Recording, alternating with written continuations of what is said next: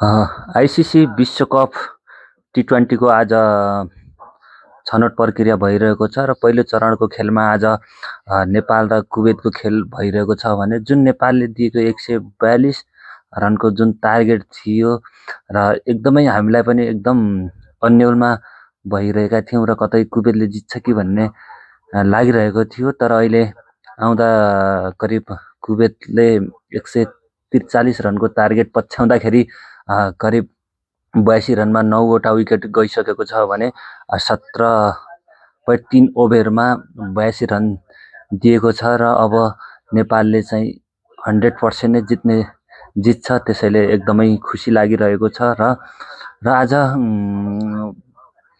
बलिङमा सबै जसो बलरहरूले एकदमै राम्रो खेल्नु भएको छ र प्रत्येक बलरहरूले विकेट लिनु भएको छ। यो एकदमै खुसीको कुरा हो भने